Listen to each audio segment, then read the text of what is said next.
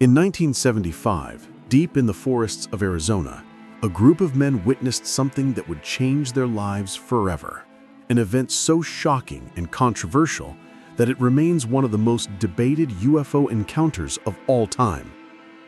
This is the story of Travis Walton, a lumberjack whose disappearance sparked panic, police interrogations, national headlines, and accusations of murder, until he returned with a tale that stunned the world. And before we begin, make sure to like this video because what you're about to hear is one of the most chilling abduction cases ever recorded. On the evening of November 5, 1975, 7 loggers were heading home after a long day near Snowflake, Arizona. Their truck moved along a dark forest road when an intense, unnatural light appeared above the trees. At first they thought it might be a reflection, but the glow grew stronger, pulsing with golden blue radiance. As they approached, the men saw a large disc-shaped craft hovering silently over a clearing, rotating with a low hum. The truck stopped.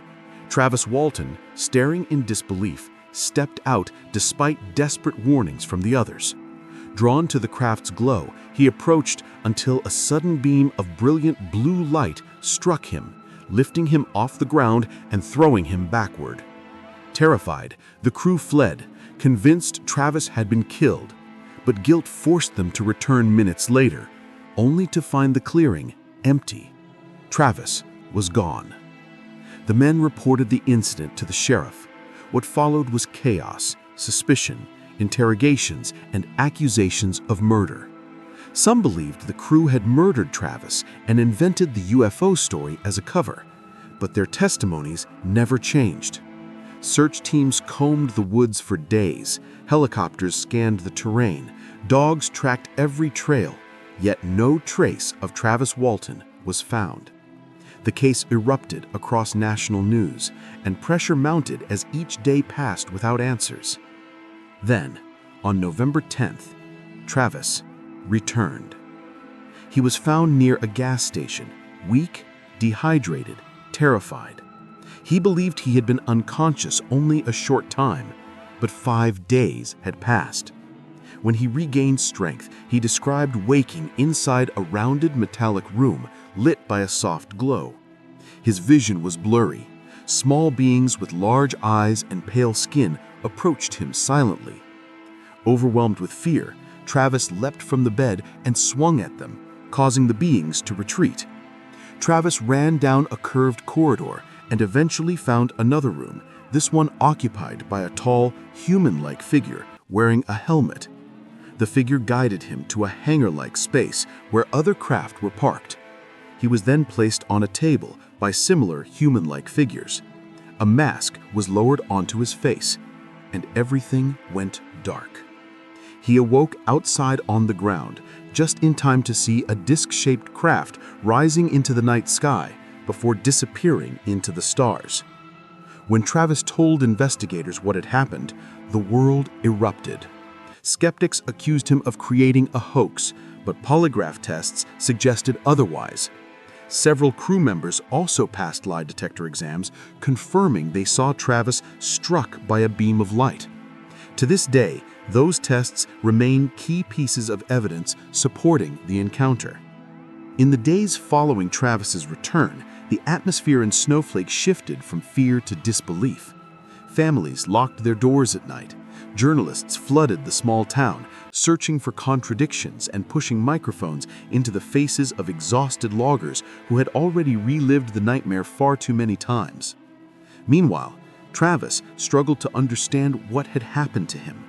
He experienced vivid flashes, moments of blinding light, metallic corridors, the eerie silence of the beings around him. Dreams and memories blurred, leaving him unsure whether parts of his mind were protecting him from something deeper. Investigators from different states arrived, some skeptical, others cautiously curious. UFO researchers, psychologists, and medical professionals examined Travis, each offering theories ranging from extraterrestrial abduction to trauma-induced hallucinations. But none could explain the burns on his skin, the weight loss, and the dehydration consistent with prolonged stress. His account, despite its strangeness, aligned with physical signs on his body. Rumors spread that government officials had quietly visited the area, interviewing residents and reviewing police reports.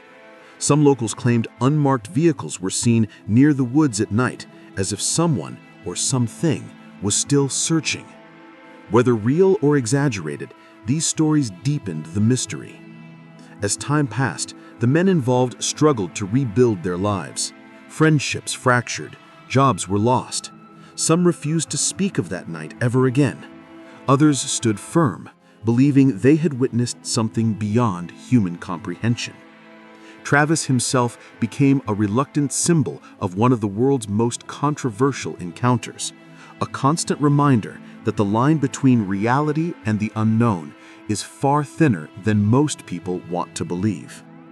Whether Travis Walton was taken aboard an extraterrestrial craft, or whether something else, something we still cannot explain, occurred in that forest, the event left a permanent mark on everyone involved.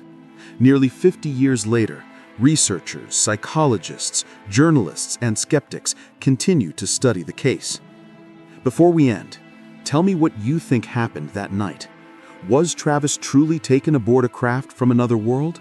Share your theory in the comments. I want to know your thoughts. And if you enjoyed this investigation, don't forget to like this video, subscribe, and activate notifications. More real mysteries are on the way.